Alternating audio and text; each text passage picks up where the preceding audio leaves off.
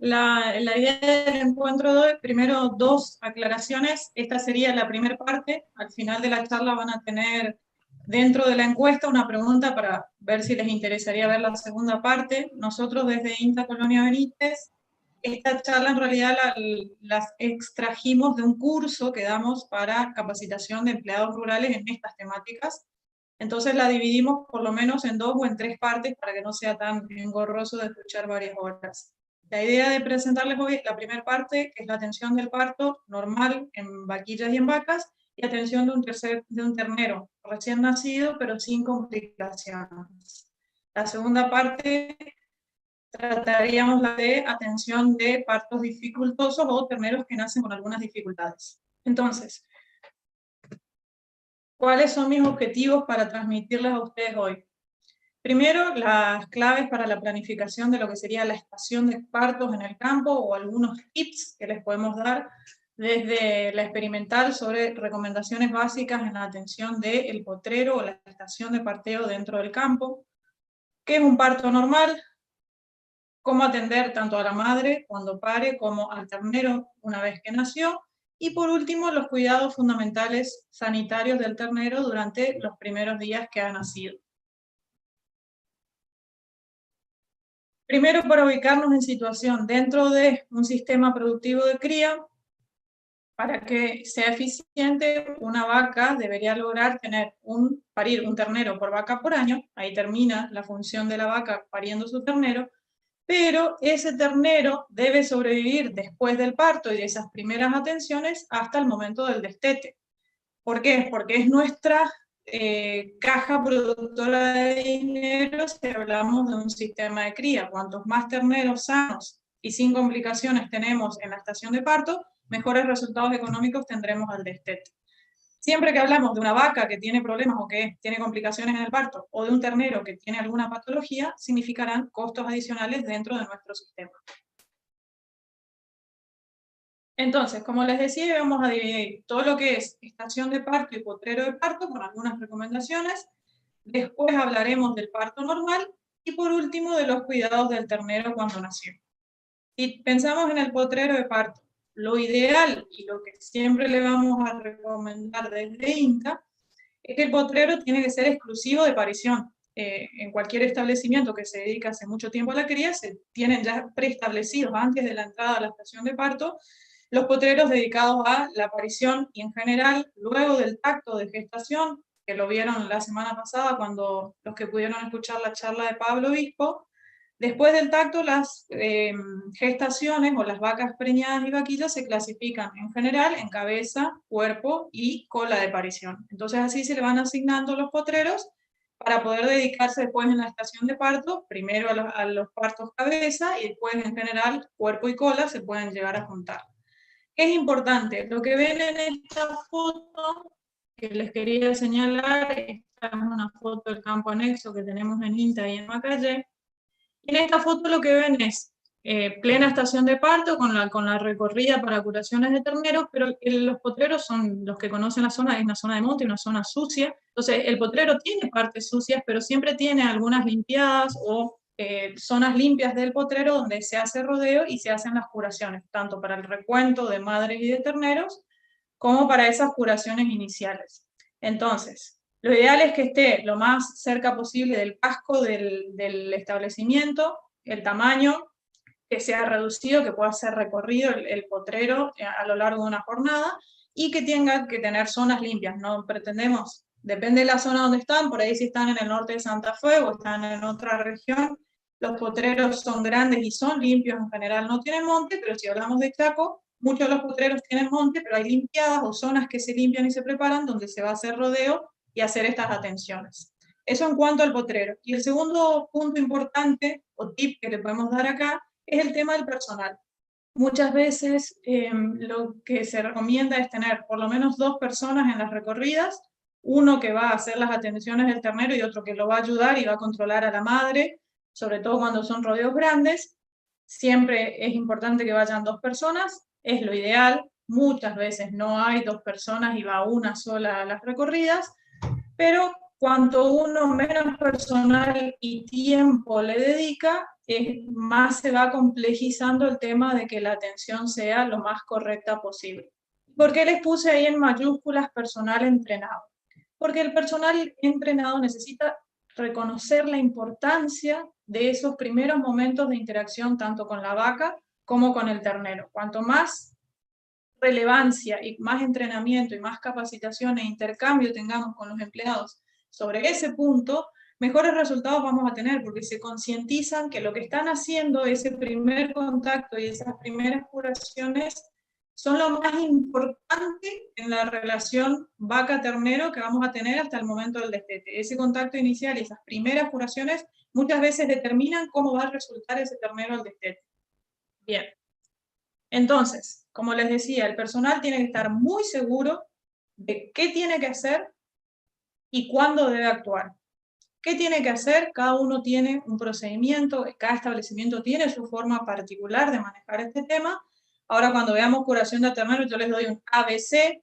La idea es hacer siempre lo mismo de manera repetitiva, entonces se vuelve un hábito. En eso les insistimos, tanto al personal nuestro, de a caballo y de ganadería que tenemos en la experimental y en el campo anexo, como a las personas en las que vamos en las capacitaciones, le damos una secuencia o un protocolo. Primero se hace esto, después se hace esto, y se termina con esto. Entonces, si yo repito eso todo el tiempo, todos los terneros se curan de la misma manera. Saber cuándo actuar. ¿A qué me refiero?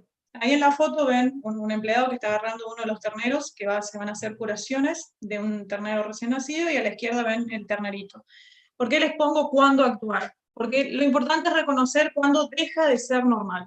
¿A qué me refiero? Cuando hay un problema de parto, o cuando hay un ternero hay que reconocer que en ese momento hay que bajarse del caballo, tomarse un tiempo, y hacer las atenciones necesarias para obtener mejores resultados que dejarlo pasar hasta cuánto puedo esperar. Eso lo vamos a ver un poquito más adelante en la charla. Entonces, ¿qué es lo que hay que mirar en esta recorrida de los potreros de parto? Primero, si hay dificultades de parto. Ahí en la foto de arriba a la izquierda, acá, donde esta es una vaquilla de primer parto, que está con baja condición corporal y estaba preñada.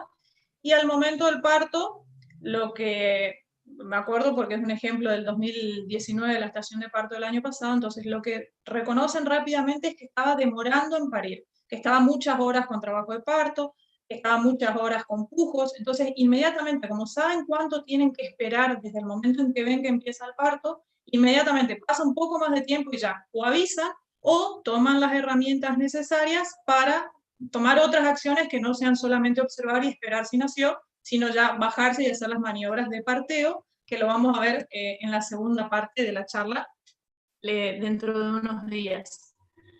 Además de reconocer que hay una dificultad de parto y avisar o tomar acciones, ver la habilidad materna, si el ternero nació débil, por ahí si hay una demora en el parto pueden nacer débiles, son muy livianos, muy chiquitos. Si no mamó, va a haber que intervenir y hacer las maniobras para amamantar. Ahí inmediatamente del parto una cosa que se mira mucho son las ubres o los pezones, que no tenga problemas de ubre o de pezón la vaca. También más adelante les muestro unas fotos de este tema en particular. Si hay un abandono o un rechazo del ternero, bastante frecuente en vaquillas, depende del establecimiento, hay algunos establecimientos que tienen problemas y otros que no. Y sobre todo, lo importante de qué mirar en las recorridas es cuando hay clima desfavorable. En nuestra zona, estamos en pleno junio y estamos con calor, pero por ahí nos toca en la estación de parto, que va más o menos, depende del campo, y si tienen servicio estacionado, va desde julio hasta más o menos septiembre. Entre julio y agosto hay días que son muy fríos o días con heladas, que la temperatura baja por debajo de 18 grados, y son los días en que los nacimientos son más complejos. ¿Por qué? Porque ese mismo frío y el rocío o la helada hace que el ternero que nace permanezca húmedo, más mojado más tiempo. Entonces en ese momento hay que intensificar el tema de la recorrida y prestar atención, si no habría que hacer alguna maniobra con esos terneritos nacidos en esos días de mucho frío.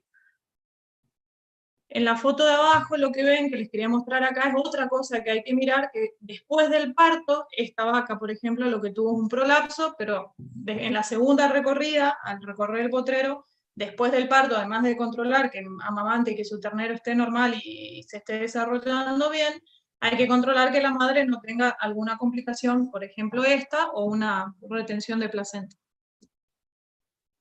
Eso en cuanto a recomendaciones generales del potrero y de las recorridas.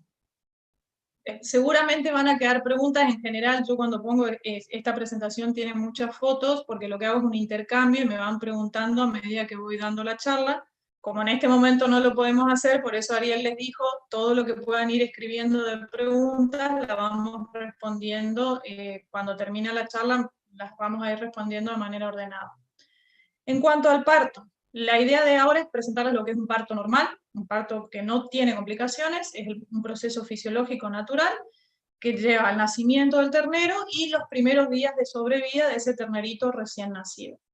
¿Por qué es importante y por qué les pongo este tema acá? Porque no es atención del ternero. Porque hay que conocer cómo se desarrolla un parto normal para poder reconocer a aquel que no lo es. Cuando veo algo raro que ya se sale de lo que sé que es un parto normal, es el momento de avisar. O si es personal entrenado, y hay personal entrenado que sabe muy bien hacer parteo, intervenir. Entonces, ahí abajo les pongo un pequeño recordatorio de más o menos cuánto dura un parto en un bovino. Tenemos una fase de preparación donde se aleja, busca un lugar donde parir, arma el nido para parir, que más o menos va de 1 a 4 horas, pero por ejemplo en vaquillas pueden empezar un día antes ya también a buscar un lugar donde parir, va a variar. Pero las otras dos fases sí son constantes. La fase de dilatación, que no dura más de 6 horas, entre 4 a 6 horas, donde la vaca se vuelve intranquila, se echa y comienzan las contracciones de la pared abdominal y empiezan los pujos. Si pasan más de 6 horas y esta vaca sigue con pujos y no entramos con contracciones a la última fase, que es la fase de expulsión, donde ya se ve las patitas, las manitos, vendría a ser del ternero que van a hacer, o se ve la bolsa, la antoidea. Acá lo que les quiero mostrar en la foto es el ternero que ya está naciendo casi completamente, solamente le quedan las patas traseras por nacer. En general, muchas de las hembras bovinas paren acostadas y es importante. Si la hembra no logra acostarse y echarse para parir, puede tener complicaciones porque no puede ejercer bien la prensa abdominal para expulsar ese ternero. Y esa fase de expulsión no lleva más de 2 o 3 horas. En vaquillas de primer parto, como les pongo ahí en paréntesis, puede durar hasta 6 porque tienen más dificultades para producir esas contracciones seguidas de menos de 1 minuto para terminar de expulsar el ternero. En la foto que ven ahí, por ejemplo, es una vaquilla de primer parto que tuvo un parto demorado. Ese ternero tardó más de 4 a 6 horas en ser parido. Y ahí ya comenzamos con las complicaciones. ¿Por qué les digo esto de las horas? Terminaría la fase de expulsión y comienza la secundinación, donde termina de eliminar los restos o los loquios placentarios y los restos de las parias, como se conoce en el campo, y comienza el puerperio. Ahora, si sumamos las primeras 4 horas de preparación, más las 6 que dilató, y las 3 que debe de ser de expulsión, ¿qué quiere decir? Si yo en la recorrida, a la mañana temprano, veo una vaca que está parturienta, buscando dónde parir, ya se echó y comienza con pujos, para el principio de la tarde, en la segunda recorrida, otro tip que me olvidé decirles es que hay que recorrer 2 veces los potreros de parto. Lo ideal es hacerlo a la mañana bien temprano y a la tarde, que eso lo organiza cada productor, lo organizará según sus tiempos, pero lo ideal es hacerlo 2 veces, porque si la vaca que está pariendo a la mañana temprano, se hará la curación del ternero a la tarde, y aquella que veo con algún comportamiento periparto a la tarde, sé que al otro día temprano es el momento donde voy a tratar ese ternerito. Si pasan más de esas 12 horas, más o menos entre 12 y 18, depende si es vaca o vaquilla, significa que el parto ya está complicado. No puedo esperar otro día más para o llamar al veterinario, o si veo al ternero que ya saca las manitos y que puede hacer alguna maniobra sin ir a una cesárea, trataré alguna maniobra, que un poco de esto se trata la promoción de la segunda charla, las maniobras de parteo que son posibles en partos dificultosos. Entonces, hablamos del potrero de parto, luego fuimos a un parto normal, la vaca parió, termina el trabajo materno, comienza la atención del ternero. Entonces, lo primero es, ese ternero cuando nació es un ternero sano. ¿Qué quiere decir?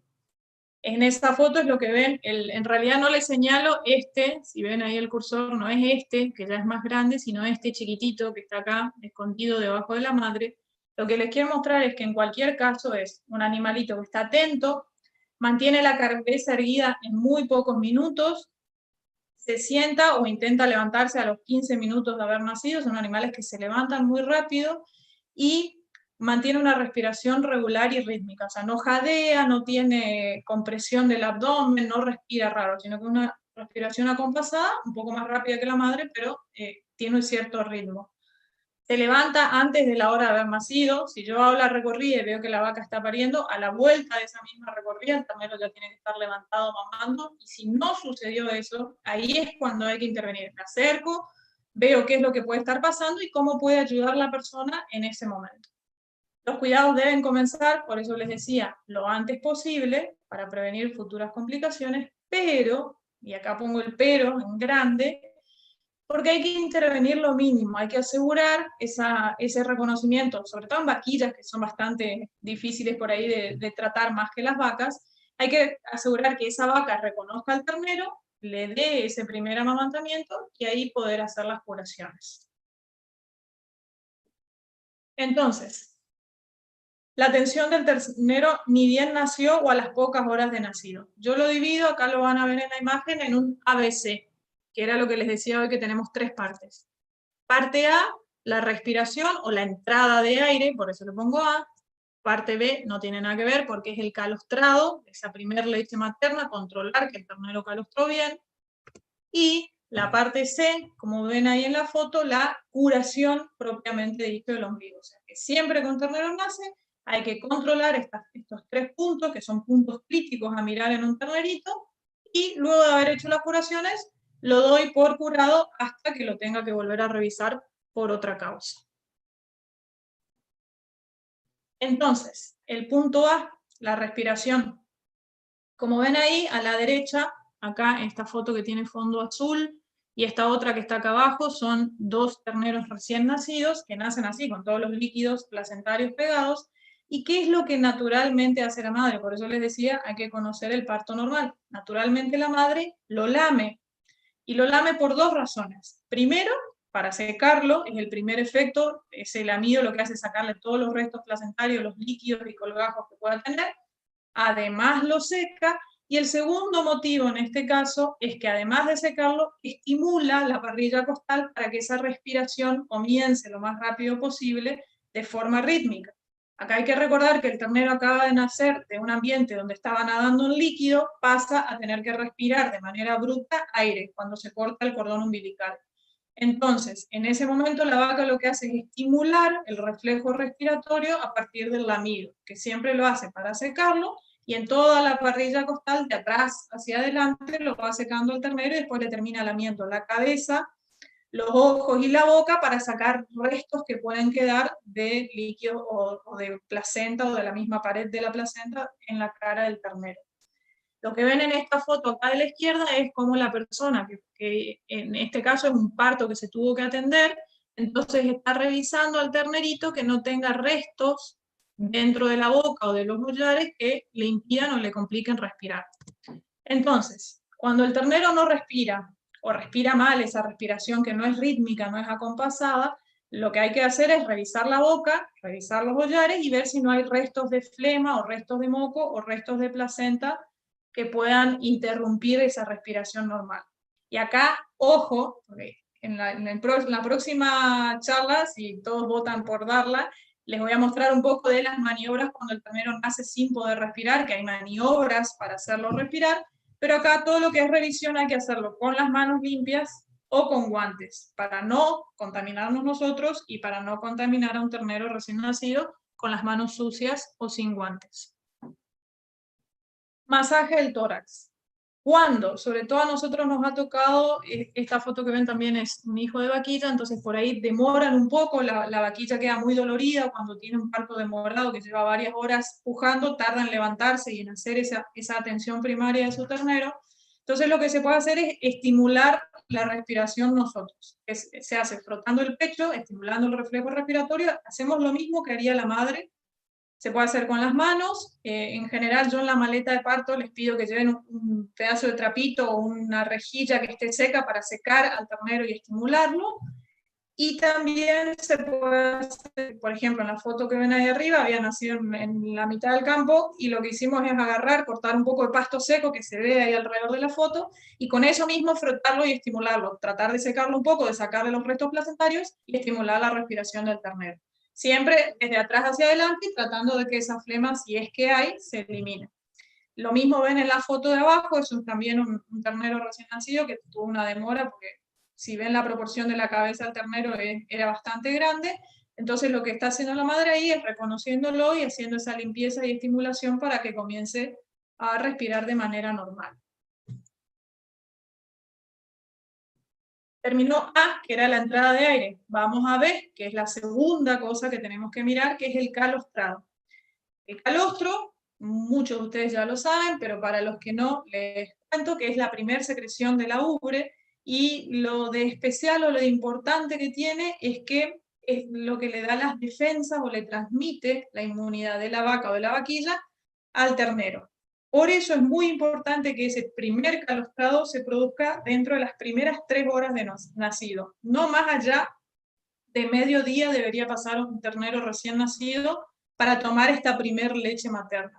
¿Por qué? Porque la placenta de la madre, como tiene todas las capas, dentro del útero el ternero no recibe las inmunoglobulinas o los anticuerpos propios que tiene la madre contra las enfermedades contra las que fue vacunada o con las que se enfrentó en ese campo. Entonces, cuando nace ese ternerito, como no tiene ninguna protección, debe tomar esta primera leche para poder tener esas defensas y seguir adelante en los próximos días. Muchas veces lo que pasa es que cuando tenemos deficiencia de calostrado, los terneros permanecen débiles y son muy susceptibles a infecciones y morir en los pocos días de vida. Entonces hay que controlar, el segundo punto es controlar que el ternero mamó, que está con la panza llena, va a estar tranquilo, en general se echa y duerme un rato al lado de la madre, no es un ternero que está intranquilo, balando o caminando alrededor buscando amamantarse, sino que ya lo hizo y está seco, y la ubre está blanda con los pezones vacíos, o sea, descargó esa primera leche materna la madre. Con eso nos aseguramos que consumió el calostro.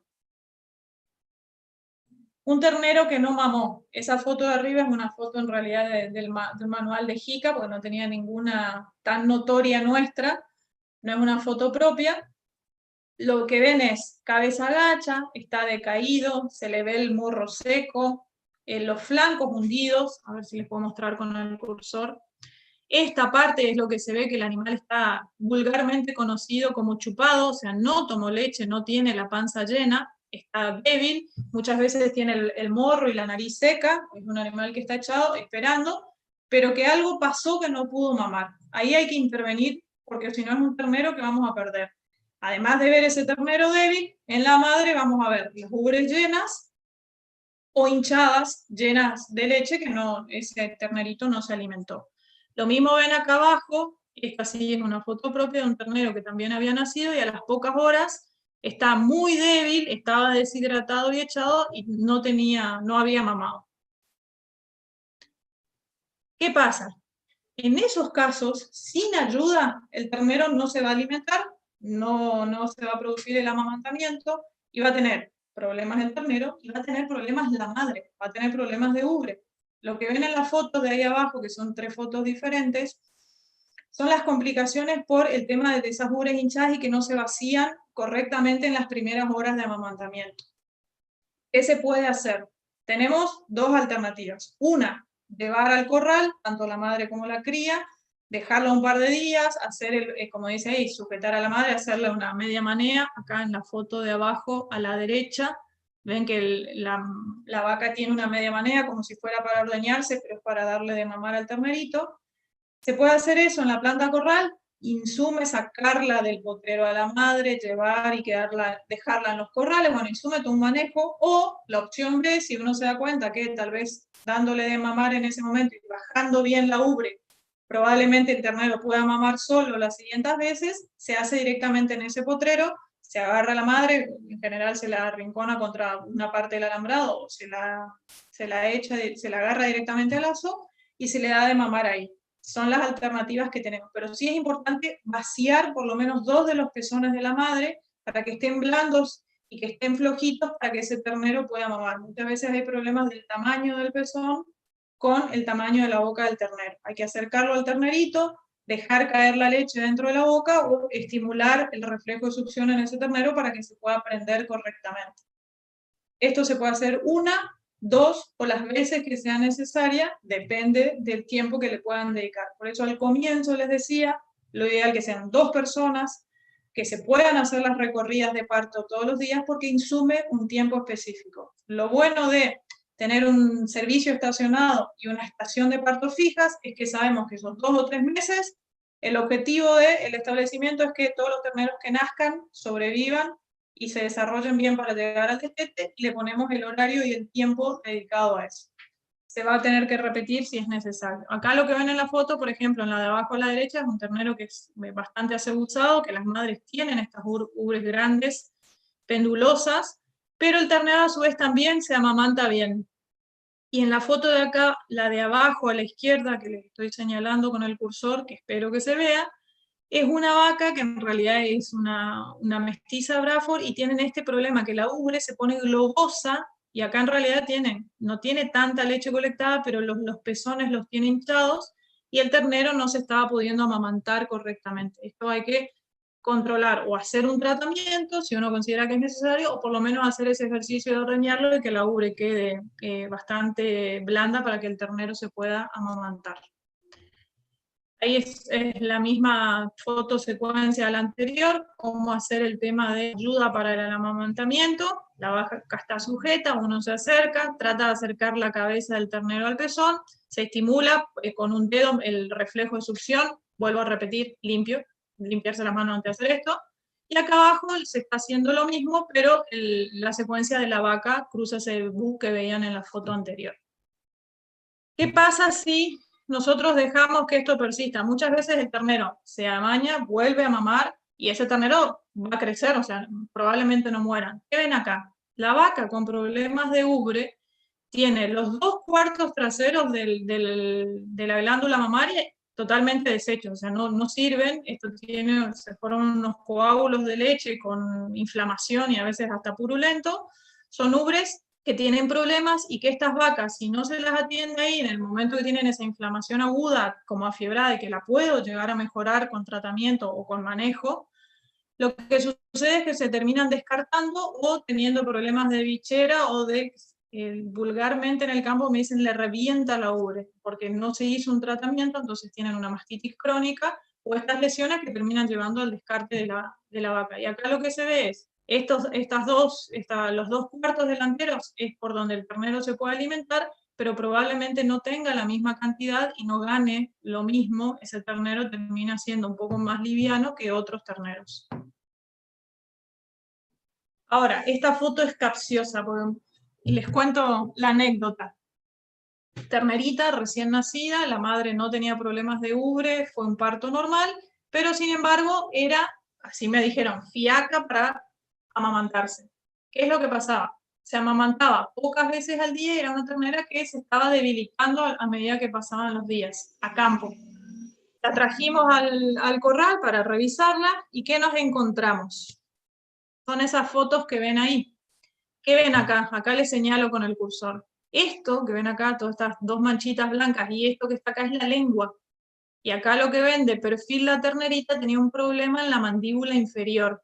¿Sí? Un problema congénito. Nació con una pequeña deformación que desde lejos no es visible, o sea, esta es la ternera desde lejos, pero desde cerca, al abrir y revisar la boca, vimos que tenía un problema de prensión de mandíbula superior e inferior, que hacía que no pueda agarrar correctamente y amamantarse. ¿Qué es lo que pasó? Tuvo que traérsela al corral, se arma un lazareto donde hay que tener la madre, que hay que darle de comer y agua, y hay que tener el ternero, o sea, no es una tarea sencilla, depende del objetivo que tiene cada establecimiento. Nosotros lo podemos hacer, ¿por qué? Porque dentro del campo del experimental es un campo chico y donde tenemos 2 personas que están abocadas a esto. Entonces, bueno, una persona se dedicaba todos los días a que esta ternera se amamante durante más o menos una semana. Después empezó a agarrar viajes sola, digamos, se pudo amamantar sola sin ayuda, y ya se la largó a campo, pero un par de días hubo que tenerla y ayudarla a mamar. Si no hacíamos esto, ¿qué iba a pasar? Y probablemente es un ternero que no aparece al destete. Son esas vacas NPT que no sabemos por qué, pero el ternero no prosperó. Es una de las causas. Bien, y ahora entraríamos a la parte C. ¿Se acuerdan que les dije ABC? El punto C es la curación del ternero. Les pongo esta foto porque siempre cuando hacemos esta capacitación para los empleados les pregunto, ¿ustedes cómo agarran al ternero para curarlo? ¿Agarran desde el caballo? ¿Lo enlazan? ¿Cómo lo enlazan? ¿De dónde lo sujetan? Y ahí hacemos un intercambio de cada uno su técnica para agarrar o no un ternero. Depende de la habilidad que tenga cada uno y depende si tiene un compañero en la recorrida o no. Pero básicamente, ¿por qué les pongo esta imagen? Porque al ternero hay que sujetarlo de manera correcta, desde la verija o desde el cuello, o sea, cada uno lo agarra, lo da vuelta, lo apoya en las piernas y lo baja al piso, no hay que tirarlo, hay que tratar de que no se golpee. Y el segundo punto es cuando termino esa curación del ternero, que quedan medio que no saben muy bien si levantarse o salir corriendo, hay que ayudarlo a que se levante y que encare hacia donde está la madre, entonces va dentro del rodeo, sobre todo cuando hay muchas vacas con terneritos, que vaya y que haga el rodeo junto con la madre y uno se asegura que es un ternero que no se va a voltear, ni se va a perder, ni le va a pasar nada. ¿Por qué les pongo esta imagen acá? Porque muchas veces cuando se golpean los terneros tan blanditos, recién nacidos, después tenemos complicaciones, y ahí quiero que me anoten en el chat, voy a leer después ahora cuando terminamos, ¿cuál es la complicación de que se golpee ese ternero tan chiquito? Que se golpea la pata, se golpea la mano, se golpea el cuello, se golpea en distintas partes. ¿Cuál es la complicación? Igual tengo una foto más adelante, pero pónganme ahí qué le pasa a un ternerito chiquito, además del golpe en sí y de la contusión o del hematoma, cuál es la complicación de que se golpee o que yo, por ejemplo, lo enlace de manera incorrecta, por ejemplo, de esta zona o cuando lo agarran de la cadera y en vez de soltar el lazo y volver a enlazar ahí nomás, lo voltean. Bien, una vez que me preparo para hacer las curaciones, 2 puntos. Uno, lo que ven ahí en la foto, la maleta de parto, que hay que llevar en las recorridas, lo que nosotros sugerimos que el empleado tenga en su maleta para la recorrida, sobre todo cuando hablamos de campos extensivos donde uno no puede ir y venir a los 5 minutos si se olvidó de algo, debe salir preparado a la mañana y hacer toda la recorrida con la maleta lista. Y ahí tenemos unas fotos, los puse con imágenes para no ponerle la lista de cosas, y ahí qué es lo que ven, desde izquierda a derecha, arriba, les muestro con el cursor.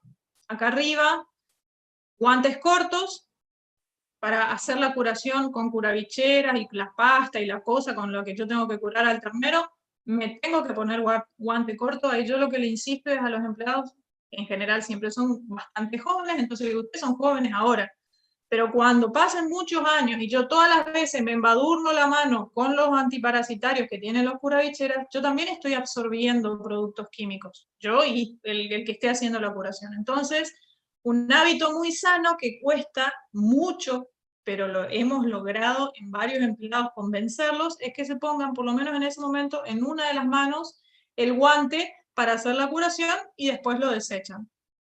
Entonces, guante corto para las curaciones. Acá abajo, esta cajita azul, son guantes largos, porque no van a llevar la caja. Llevan un par de guantes en una bolsita, yo lo puse en la foto para que sea más ilustrativo, pero llevan un paquetito con 2 guantes cortos y un guante largo, o 2 guantes largos.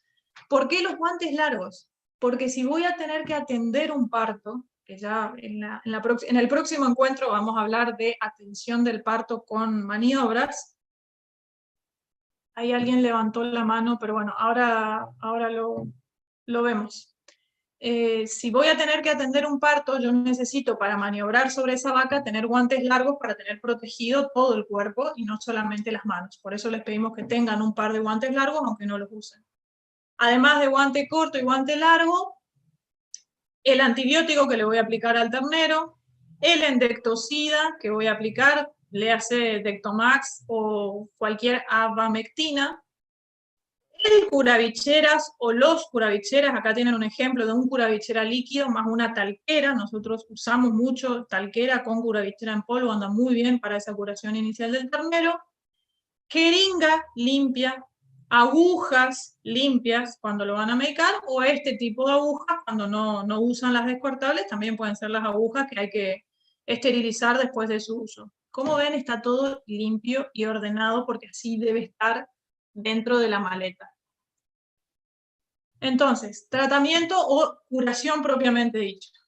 Sin lugar a dudas, el problema de enfermedad de ombligo por infecciones o por bicheras del ombligo es de las causas de mayores pérdidas de terneros perinatales. O sea, después que nació normal, a los pocos días tiene alguna complicación de estas dos que les dije y termina siendo un ternero que muere o que hay que tratarlo, medicarlo y agarrarlo varias veces para curaciones. La curación de ombligo, vuelvo a decirles, tiene 3 pasos. La desinfección, la prevención de bichera o prevención de infección, que se hacen las dos juntas, y la palpación del cordón umbilical, que ahí les voy a insistir mucho, que es la última parte. Cuando se hace la primera curación, como les decía, lo más rápidamente posible, desde que ese ternero nació, no más de 1 a 2 días deberían pasar. Cuando el ternero tiene más de 2 días de nacido y no se curó el ombligo, ya es un ombligo infectado. Eso es lo que les quiero dejar, digamos, de transmitirles. Si pasaron 2 días y el ombligo no se curó, lo tengo que tratar como un ombligo infectado, porque ese ombligo es como una herida como si yo tuviera una herida en mi dedo. Lo mismo sucede con el ombligo, es un desgarro del cordón umbilical que lo unía a la madre, y eso es una herida. Si pasaron 2 días y yo no curé esa herida, va a estar infectada y debo tratarla como tal. O sea, voy a tener que ponerle más empeño para que eso cicatrice de la manera adecuada. Lo que ven en la foto de ahí, creo que es no, ahí están 2 fotos.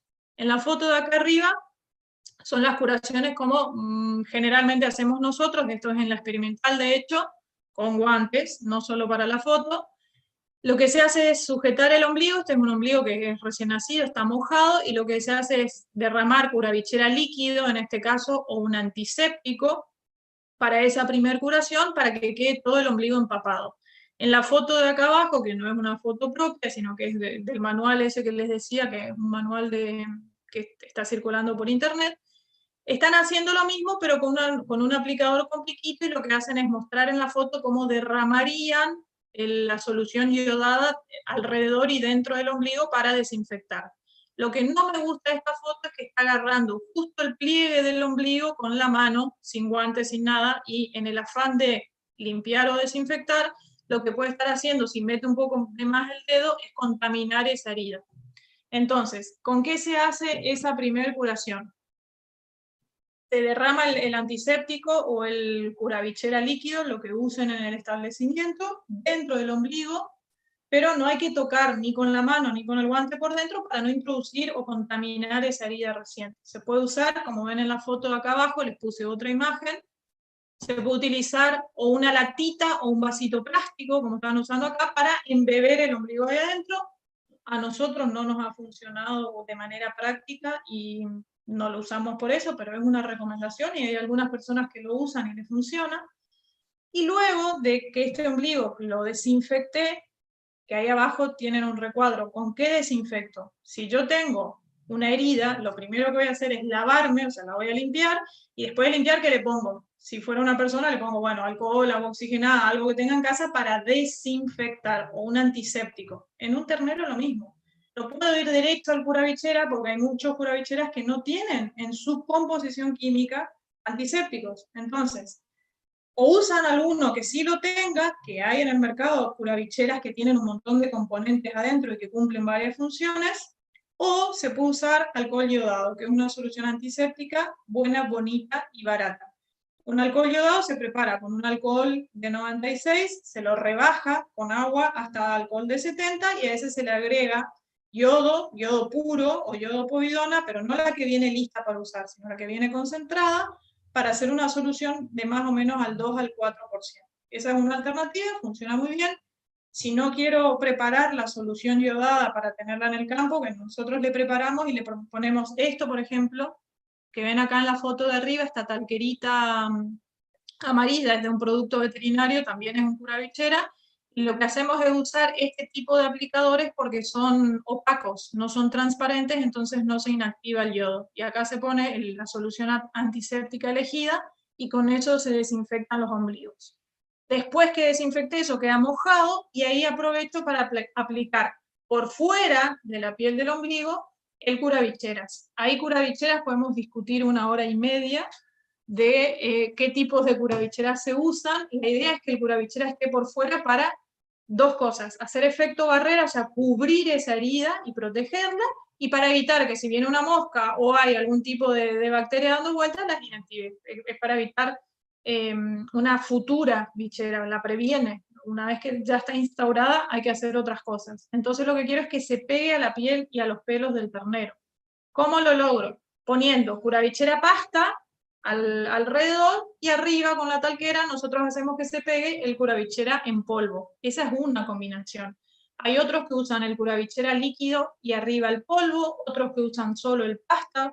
Cada productor o cada persona que se dedica a hacer las curaciones verá lo que le funciona a esa persona, pero sí hay que tener en cuenta que eso tiene que quedar bien cubierto y protegido y no hacerlo más así y que no cumpla su función el curabicheras. Terminó esa curación externa del ombligo, vienen las prevenciones. Le decía, punto A, limpiar y desinfectar. Punto B, prevenir bicheras y prevenir infecciones. ¿Cómo hacemos? Ahí tienen dos fotos de dos productos muy conocidos, puede ser cualquiera, yo aclaro, no estoy haciendo promoción de ningún producto veterinario. En general nosotros recomendamos para prevenir bicheras la doramectina, que es uno de los endectocidas que hay en el mercado. Hay millones, el Dectomax es el más conocido, pero ahora hay varias opciones de doramectina que no es Dectomax. Y la dosis clínica es 1 mililitro cada 50 kilos de peso vivo, o sea que se pone 1 mililitro por ternero recién nacido. No menos de 1 mililitro, no es necesario poner más. Con 1 mililitro tiene que andar bien, o 1 centímetro cúbico. Y después, además de este endectocida para prevenir que se desarrollen larvas de bichera o de miasis dentro del ombligo, vamos al antibiótico. Sobre todo les decía hoy, si yo encuentro un ternero después de un día o después de 2 días de nacido, yo asumo que está infectado ese ombligo, entonces uso un antibiótico. El antibiótico puede ser cualquiera de amplio espectro que sea de larga acción. El más común y que es fácil de conseguir y no tiene complicaciones es la oxitetraciclina LA. Ahí tienen la foto de una terramicina, pero hay un montón. Nosotros, por ejemplo, usamos Tetradur, que es otra oxitetraciclina que viene al 30%. ¿Por qué recomendamos LA? Porque dura varios días dentro del sistema, dentro de la sangre del ternero, y lo protege durante varios días. Si yo uso un antibiótico que dura pocas horas, voy a tener que repetir varias veces el antibiótico con un ternerito recién nacido, que no tiene sentido. ¿Por qué les pongo esta foto? Tanto el Dectomax que ven acá arriba, esperen, se me fue el cursor, acá. Ven la foto que tiene, está bien en un plástico azul, y la terramicina viene en una caja, y además viene con este frasco color caramelo. Conservar, acá abajo les puse separadito, en la caja, de ser posible tiene que ir y venir en su caja, y en la heladera, y no le debe dar la luz solar, por eso vienen de este color los frascos, porque se inactivan con la luz. Imagínense nuestro clima, que es caluroso, y que nosotros exponemos los frascos al sol cuando vamos y hacemos las curaciones. Todas las veces saco el frasco y lo dejo en el pasto o en el sol, lo dejo en el pasto en el sol, lo dejo en el pasto en el sol, termino teniendo un producto que inactivó un montón del contenido de ese frasco. Después, la siguiente visita nos dicen, no, el antibiótico no funciona. Probablemente hay que cuidarlo mucho, el frasco viene color caramelo porque no se deben exponer al sol, por eso tienen que ir y venir dentro de la caja en la maleta, sale de la heladera a la mañana, va a la maleta, hace la recorrida, vuelve el antibiótico a la heladera. Eso es lo ideal. Ahora, hay campos donde no tienen heladera, bueno, entiendo, también conozco esa realidad, no hay una heladera donde guardarlo, lugar fresco, seco y abrigado de la luz solar, por lo menos. Otro componente de la maleta que suelo revisar. Yo en estas capacitaciones lo que hago es ir y conversar con los que nos toca hacerles la capacitación y miramos qué usan, qué no usan, miramos las jeringas, las agujas, cómo las tienen. Acá lo más sencillo es usar jeringas descartables, perdón, las de 5 mililitros, que es la foto que ven ahí arriba, con las agujas también descartables, las cono rosado, porque tienen un diámetro un poquito mayor que las cono verde, son más fáciles para aplicar, sobre todo el antibiótico, que por ahí produce un poco de dolor, porque es espeso al ser LA, entonces usamos la aguja que es un poquito más gruesa. Ahora, ¿cuántas veces hay que usar la misma jeringa y la misma aguja? Y no más de 3, 4 veces, sobre todo la aguja. La aguja pierde muy rápido el filo, están pensadas y diseñadas para que sea de un solo uso. Nosotros, bueno, exageramos, lo usamos 2, 3, hasta 4 veces, pero no más de eso porque pierde el filo y en realidad funciona como un sacabocado. La jeringa, otra cuestión es, hay que cambiarla. Una vez que yo usé la jeringa varias veces y se empiezan a borrar los números de afuera, todos los mililitros y las divisiones que están en negrito, la tengo que descartar. O sea, la jeringa y agujas van, salen a la mañana limpias, se las usa en el campo, pueden volver, se lavan y se desinfectan después y se pueden utilizar al otro día, pero no más de 2 o 3 veces. Lo que ven acá en la foto, esta de acá abajo que les quise poner, es una recomendación que a nosotros por lo menos nos resulta. Este es un frasco bioestéril. Son los frasquitos, acá justo tengo uno que tiene una muestra, pero no importa. Son unos frascos así que son para muestras de orina o para muestras de órganos, nosotros usamos en las necropsias. Cualquier frasco de plástico con una tapa que tenga media rosca o que se pueda cerrar bien. Entonces nosotros lo que hacemos, lo que ven en esta foto, es ponerle las agujas con el capuchón y con el plastiquito este blanco sin uso dentro de ese frasquito. Entonces las agujas no van tiradas por la maleta, que no sé dónde está y empiezo a manotear o a revolver todo para sacar.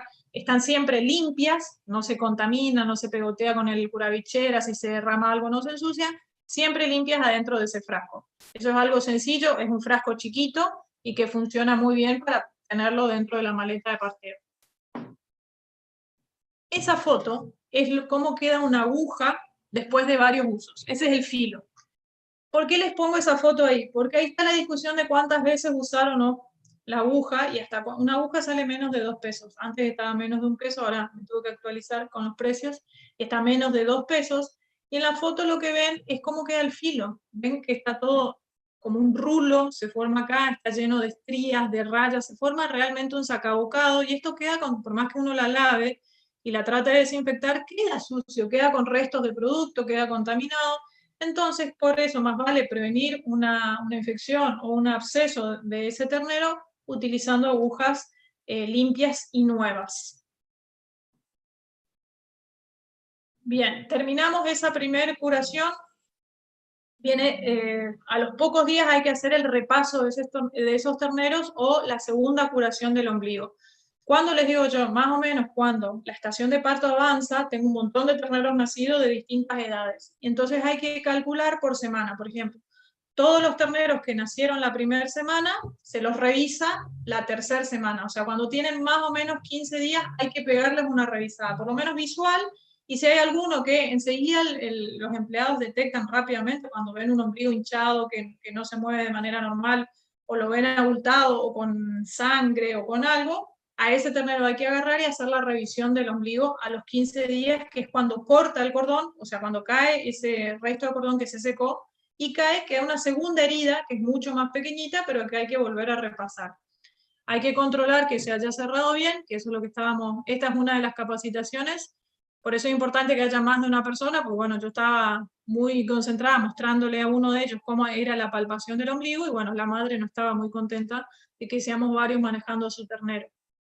Y en esta foto acá, a la derecha, lo que les muestro es esa segunda curación. Este ternero había cortado el ombligo y acá tenía una pequeña herida, como una llaguita que no había cicatrizado del todo, entonces se le vuelve a repasar tanto el antiséptico como para el curavichera. Hay un curavichera líquido que es así oscuro, y lo que tiene bueno es que como que pinta al ternero, entonces enseguida me doy cuenta de los terneros que traté, de los terneros que no traté. Y el punto C, ¿se acuerdan que le decía primero? Limpieza y desinfección. Segundo, antibiótico y endectocida. Y el último punto, palpar el ombligo. Siempre, siempre, todos los terneros que reviso, termino toda la curación y palpo el cordón umbilical por fuera de la piel del ombligo.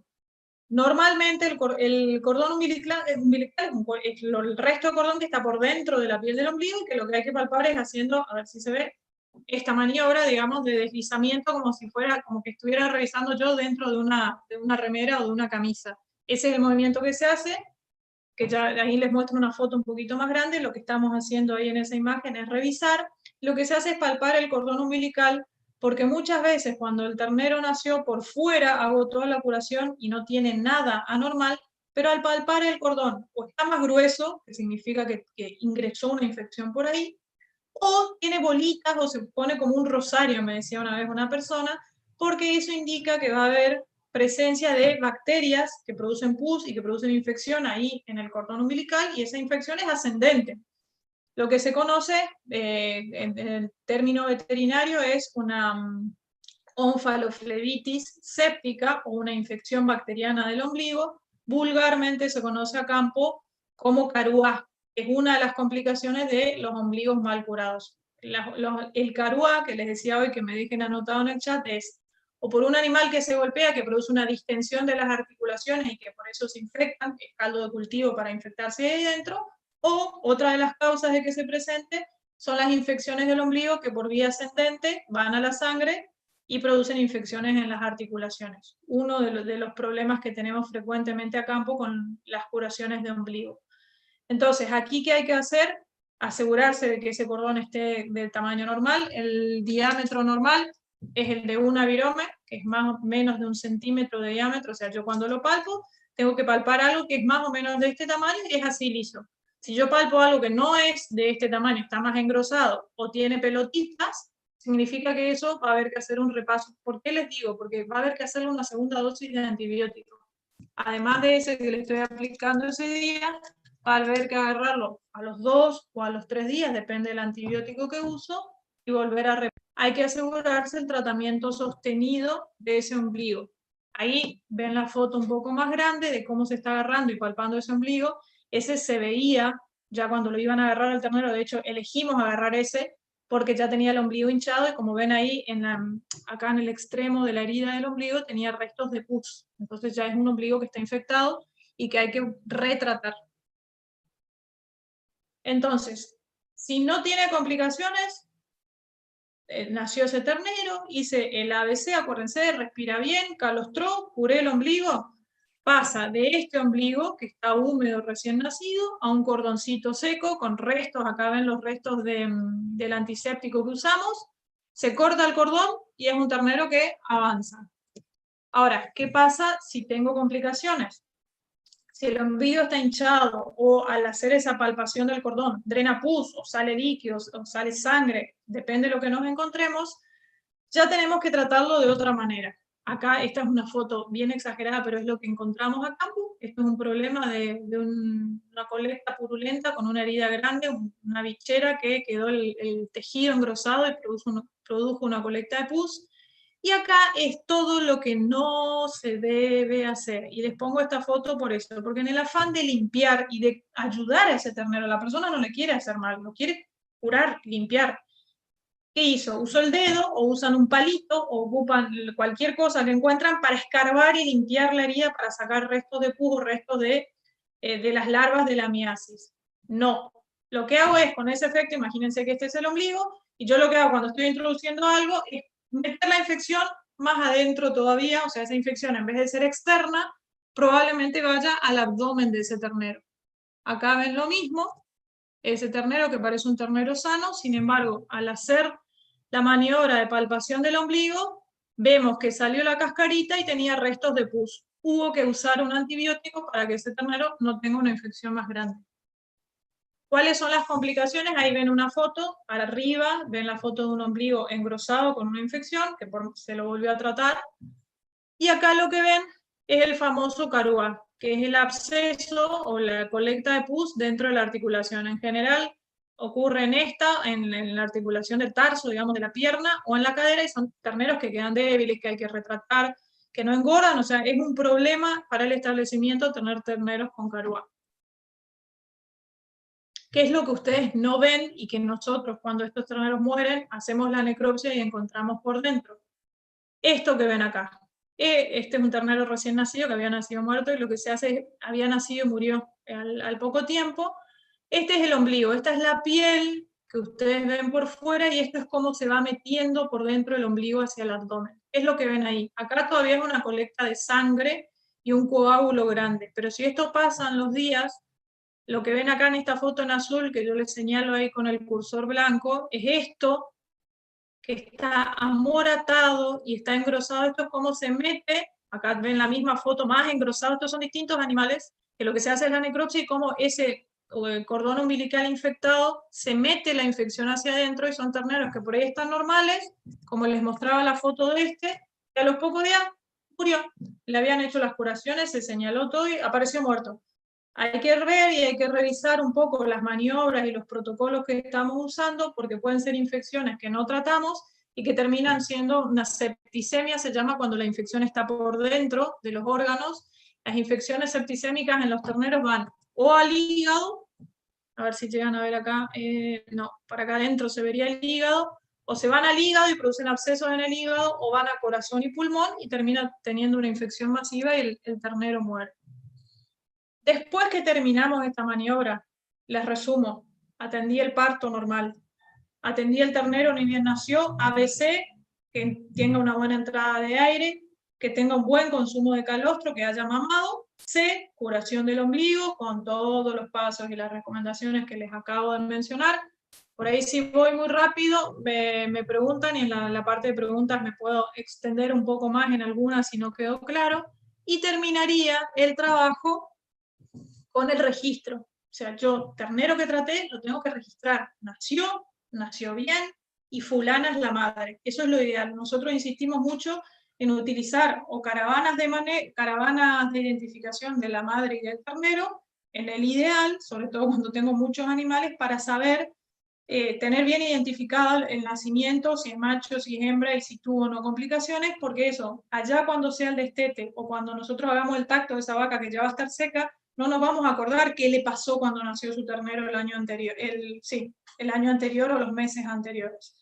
Entonces, terminamos la charla con identificación y registro. Si yo quiero tener un campo ordenado y saber lo que está pasando, la idea de hoy era capacitarme, conocer las herramientas que tengo, esa es la parte de capacitación, tanto del propietario como de los profesionales actuantes, como de las personas que están todos los días con los animales. Es muy importante que este mensaje les llegue a los empleados, a los peones. A ellos queremos llegar con esta información y darles herramientas o instrucciones precisas para su accionar diario. Si yo estoy capacitado y puedo llevar un registro de la información, me sirve para después poder analizar qué es lo que está pasando en el campo, dónde estoy perdiendo los terneros que pierdo, si son al nacimiento, si tengo problemas de parto, si tengo problemas después que nacieron, y poder ayudarme a tomar decisiones. ¿Qué anotamos nosotros o qué les decimos que es lo mínimo que se puede registrar? El ternero termina la curación y se hace la señalada o caravana oficial. Nosotros hacemos caravana oficial porque le ponemos a todos.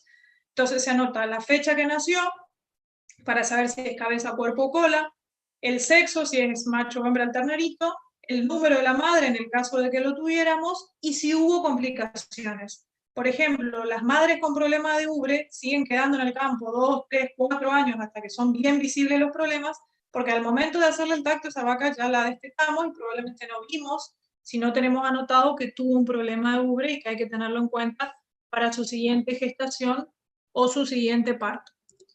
Y termino diciéndoles un poco el mensaje que les quería dejar, es que todo lo que sea invertir tiempo e invertir personal, porque acá realmente en estos trabajos invertimos tiempo e invertimos personal que se dedica a esto, implica un rodeo sano. Y por lo tanto, un rodeo sano es una inversión y no es un gasto. No estoy desperdiciando personal que puedo mandarle a hacer otra tarea, sino que me estoy dedicando al mejor producto de un campo de cría, que son terneros sanos y con buen peso al momento del destete o a la venta o a la recría de hembras, depende de lo que se dedique cada establecimiento.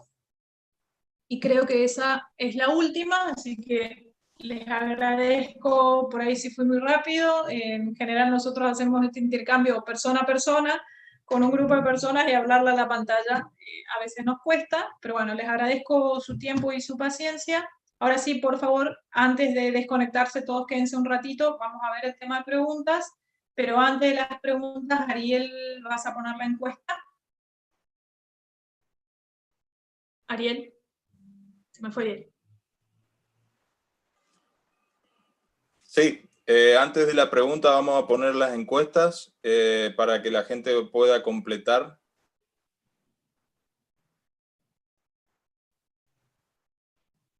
pero de todas formas, Victoria, si te parece, te voy mencionando algunas. Sí, esperábamos preguntarle a Ariel porque habíamos quedado que él hacía la encuesta y al terminar la encuesta leíamos porque seguramente, ¿cuántas preguntas? Tenés unas cuantas preguntas, Sí, me tengo. imagino. Tengo Bueno, más o menos, sí, tengo varias preguntas. no sé dónde se me fue Ariel. Ténganme paciencia un ratito que pusimos una encuesta para que ustedes la respondan. Ahí está la encuesta. Pueden entrar ahí dentro de la pantalla que están viendo, donde dice compartir pantalla. A la izquierda del chat tienen una que dice encuesta. Si pueden entrar a la encuesta, a ver si puedo relanzar.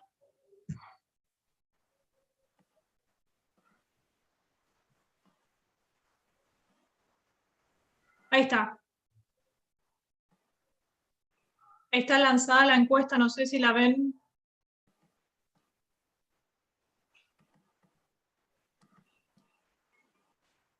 Ahí está. Bien. Les damos un ratito que contesten tranquilos. Les agradezco a los que contestan, yo sé que por ahí es medio engorroso, pero nos sirve muchísimo esta información para adaptarnos un poco mejor a los contenidos. Como no podemos conversar con ustedes, lo hacemos a través de la encuesta. Voy a tomar un mate mientras.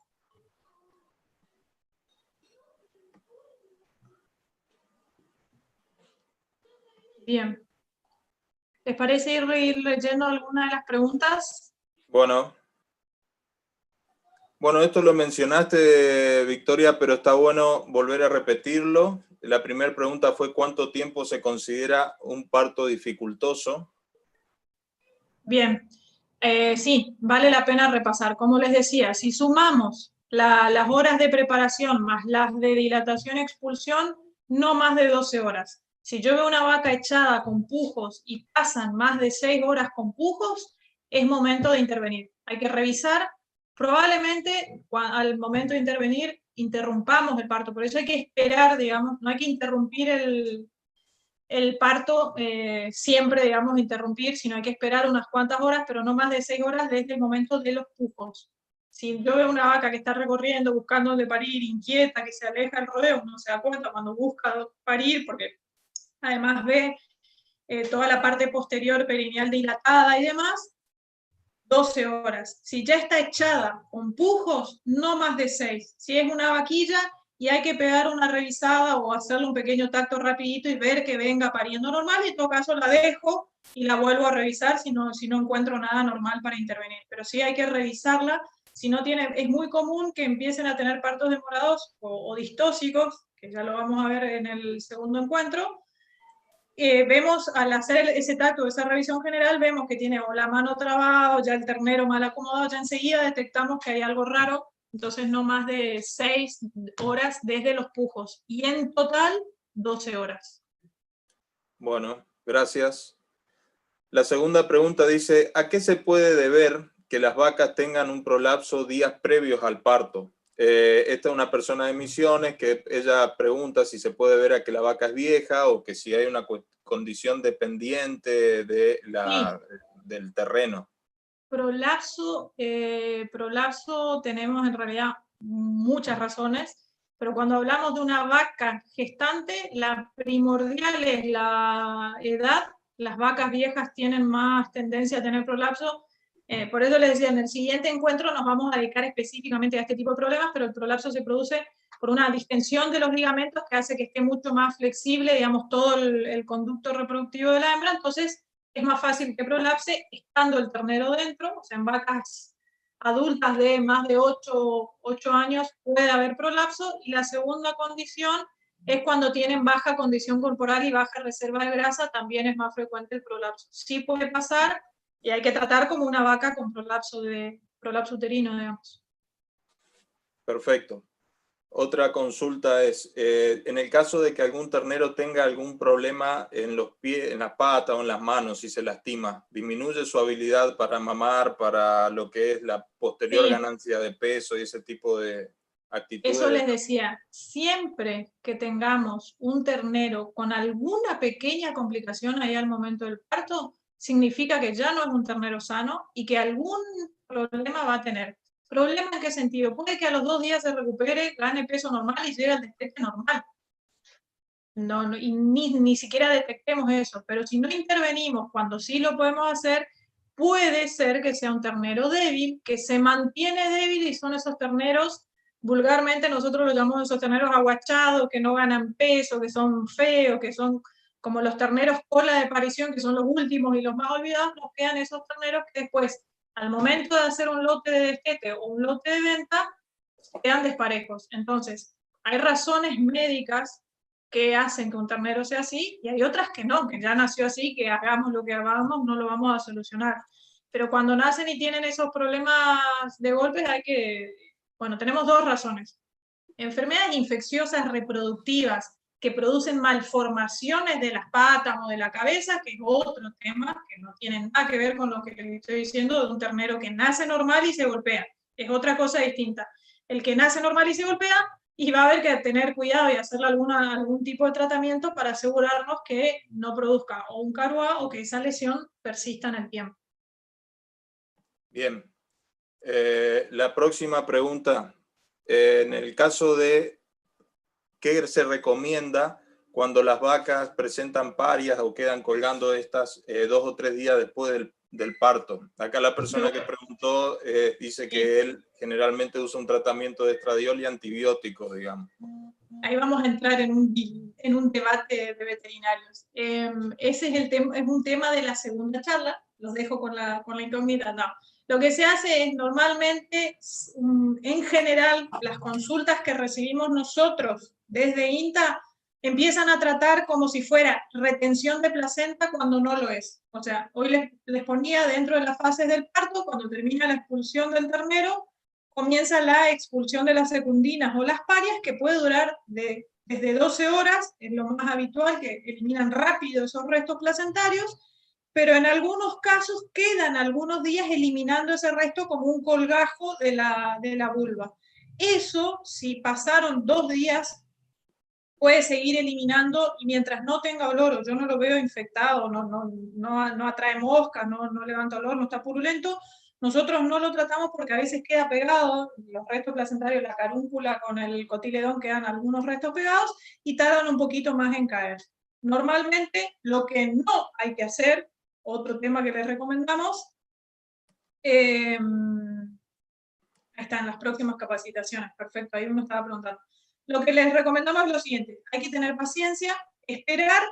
Lo que hacemos nosotros es recortar, si ese colgajo es demasiado grande y anda arrastrando por el pasto, por el pajonal, sobre todo en campo sucio, recortamos para que quede un trozo de más o menos 20 centímetros, y no hacemos estradiol ni nada porque está comprobado que en realidad no tuvo ningún efecto.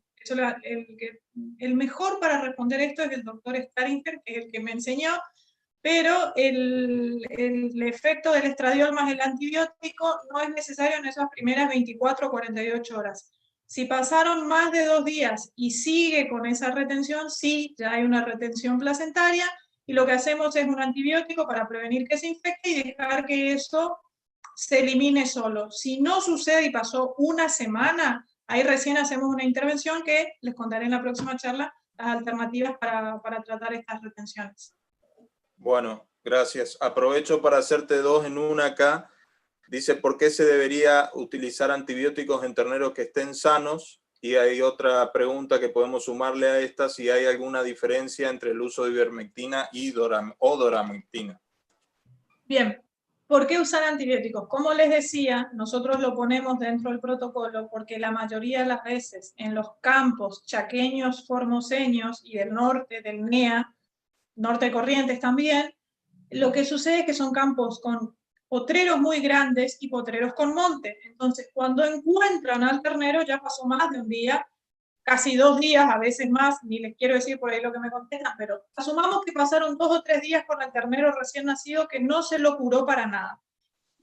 Les decía hoy durante la charla, lo asumimos como un ombligo infectado, porque va a tener un crecimiento bacteriano natural en esa herida recién hecha después del parto. Por eso usamos el antibiótico. Si es un ternero que nació y pasaron menos de 12 horas en un potrero limpio y le hago las curaciones con antiséptico y con curavicheras para que cicatrice, no es necesario el antibiótico.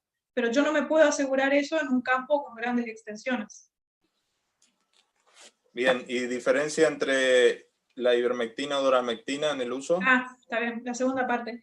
Tiene varias diferencias, acá tal vez un veterinario farmacólogo nos responda mejor, pero la mayor diferencia es la cantidad, los días que dura la doramectina tiene mayor poder residual dentro de la herida de la bichera, y hay varias pruebas que hicieron comparando ivermectina y doramectina específicamente para miasis, y la doramectina tiene mejor poder residual y llega mejor a los tejidos cuando hay bichera que la ivermectina. Pero la ivermectina también funciona para la bichera, trata las bicheras, el poder residual creo que sería la mayor diferencia. Acá aprovecho para sumarte una más que hacen la consulta, Ricardo Merlo, de si se puede usar o agregar ADE. Hay productos que tienen vitamina A, D dentro de su composición.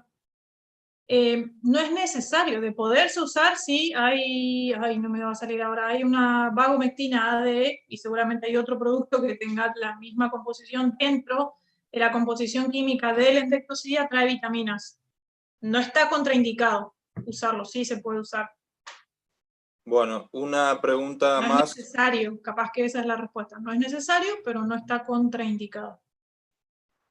Aquellos terneros que no calostraron, ¿qué alternativas tenemos? Acá se menciona una que es la utilización de suero sanguíneo de otra vaca.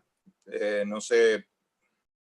No, los terneros que no han calostrado y pasaron más de 12 a 24 horas, no les contaba. Hoy lo que les decía es que tienen que tomar el calostro dentro de las primeras 3 horas porque el intestino tiene unas divisiones así entre las células y se cierra. Una vez que se cerró, ya por más que yo le dé calostro de otra vaca, ese calostro no se absorbe en las inmunoglobulinas o los anticuerpos o las defensas para ese ternero. Entonces lo que hay que asegurarse es asegurar el amamantamiento y que calostre lo antes posible, pero soluciones después de que pasaron 24 horas no tenemos. Lo que sí, en algunos campos grandes que tienen problemas, sobre todo de aguachamiento por vaquillas, lo que hacían ellos en estos casos es tener un banco de calostro. O sea, las vacas adultas ya pluríparas le sacaban un poco de calostro, lo iban acumulando durante la estación de parto congelado. Entonces ese calostro congelado se lo daban a algunos de los terneros que nacían y tenían problemas de calostrado. Es todo un trabajo, hay que tener freezer, hay que poder ordeñar a la vaca, o sea, hay varias cosas que hacer, pero es una alternativa, a ellos les resultaba porque tenían mucho personal que se podía dedicar a eso. Está bien. Entonces, la próxima pregunta es, ¿en qué momento se aconseja capar a los terneros? ¿Durante el Ese es cuidado? tema de otra charla. ¿Es de la próxima? No, depende del establecimiento.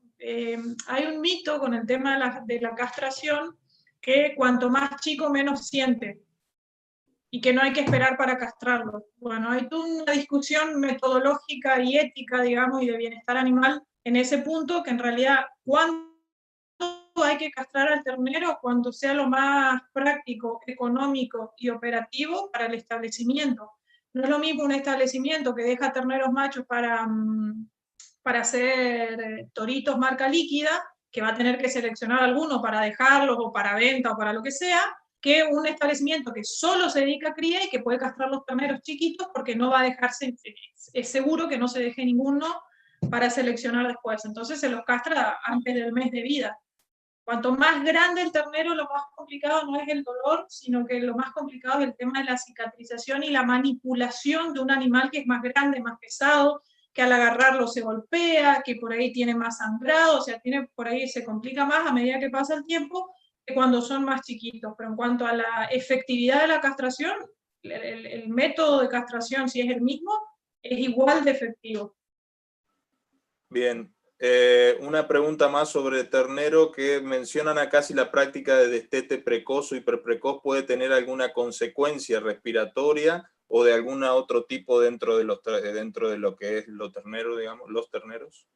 Ahí la consecuencia va a ser del destete por dos razones. El estrés el destete, que produce una caída o sea, vulgarmente conocido como se caen las defensas, disminuye por un tema de estrés, disminuye la curva de inmunoglobulinas, que puede producir cualquier tipo de infección, y por otro punto, al cambiar el alimento, pasar de una leche a un alimento de destete precoz, tengo predisposición y el hacinamiento de ternero de destete precoz a infecciones respiratorias propias de la maniobra de destete. Perfecto. Bueno, hay dos Creo preguntas. que se refería a eso. Sí. Hay dos preguntas más que quedan, que son con una cuestión de las vacas. La primera es, ¿qué recaudo hay que tener en cuenta antes del parto en la categoría de vacas? Y la otra es, ¿qué se recomienda para vacas que tengan algún problema en lo que es la parte de dilatación? No sé si es tema de tu próxima charla, Victoria. El tema de atención de un parto distóxico, ya vi que la pusieron ahí. Está, para el 14 de julio tenemos la charla que es específicamente atención de los partos problemáticos. Ahí vamos a hablar de problemas de dilatación, problemas de acomodación del ternero, cómo hacer las maniobras, qué herramientas se usan, qué no se usa. Todos esos detalles, digamos, los dejamos para la segunda parte de vaca con problema de parto o ternero con problema cuando nació. Por ahí no me quiero extender en eso. Y no entendía cuáles son las claves, cómo era la primera parte de la pregunta. ¿Qué recaudos hay que tener en la vaca antes del momento del parto, para cuando están llegando al parto? Bueno, lo que les decía al comienzo. Espera que me pide Ariel que lo pase de host. Espera.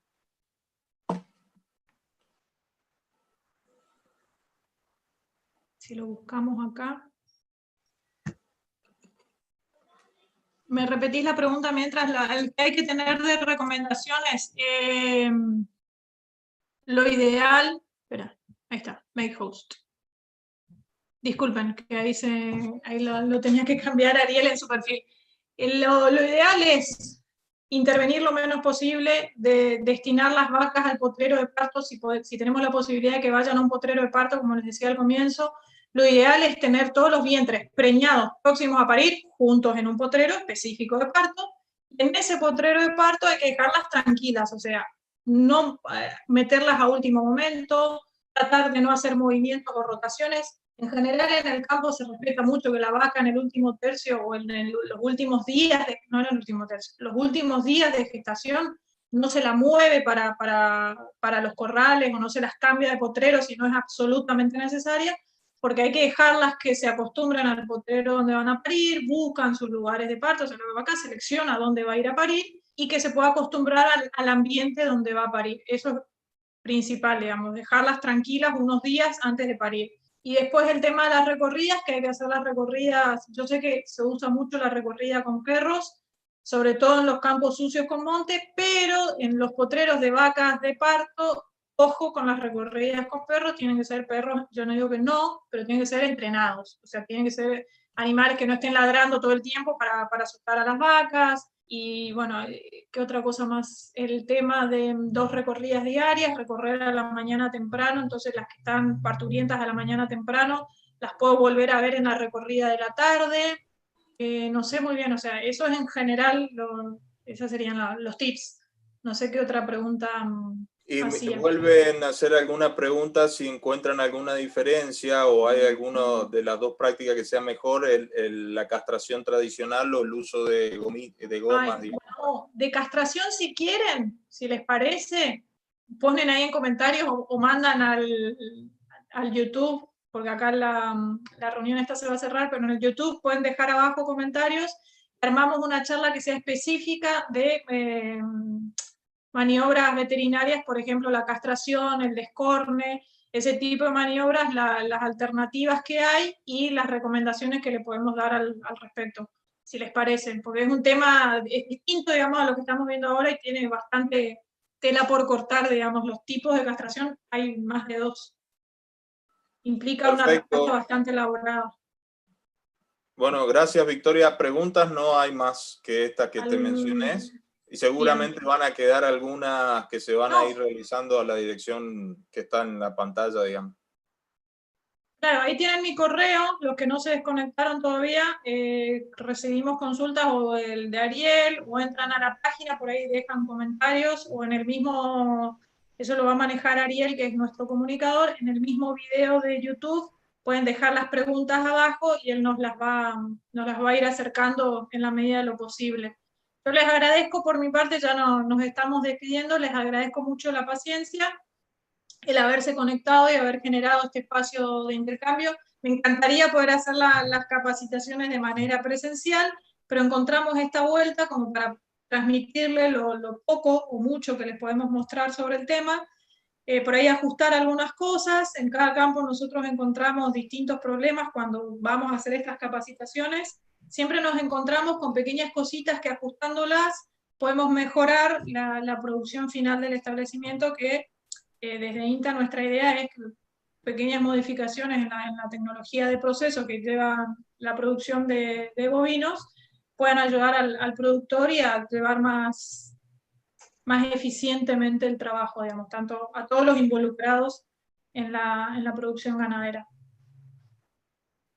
Así que por mi parte, creo que estamos, no sé, Ariel. ¿Listo? Bueno, sí, les pido disculpas, sobre todo a la doctora que se me cayó la conexión y me fui. Pude hacer la encuesta, Ariel. Sí, pude hacerla. Subí, pero bueno, ya estaba, ya justo en el momento se cayó la conexión y bueno, son cosas que pasan con Ariel, ¿dónde pueden ver las próximas charlas? ¿Dónde pueden entrar a mirar para agendarlas? Las dejamos cargadas en nuestro canal de YouTube, en INTA Colonia Benítez se llama nuestro canal, es en la pantalla que estaba, en el flyer que estaba cargado atrás, cuando le estaban haciendo las preguntas, estaban todas las direcciones, si no yo les voy a dejar un ratito más esa misma pantalla como para que puedan tomar nota de los mails o conectarse por Facebook. Nosotros contestamos por todos los Sí, yo les decía que vos estás presente en los medios y por ahí nos pasás las consultas cuando las vemos, pero entonces que miren o en el canal de YouTube o en la página de Facebook va a aparecer ese mismo cuadrito donde están las próximas fechas y los temas, por ahí al que le interesa para agendárselas. Sí, igual yo dejo la charla completa cargada, la charla queda completa cargada con que van a poder volver a ver y volver a revisar si tienen alguna duda o volver para ver las direcciones. Sí, surgieron varias preguntas de lo que vendría a ser la segunda parte, así que bueno, los espero en la segunda conexión a ver si podemos ahondar algunas de esas preguntas. La conexión, la próxima suya es la del 14. 14 a las 19 horas. Bueno, los datos de acceso en ese momento los vamos a publicar, seguramente vamos a transmitir solamente por YouTube en ese momento. Bueno, creo que estamos, yo les agradezco mucho y si Dios quiere nos encontramos la próxima. Que tengan buenas noches. Gracias, doctora. Gracias, José. Bueno, nos vemos en la próxima entonces. Hasta luego. Gracias. Hasta luego.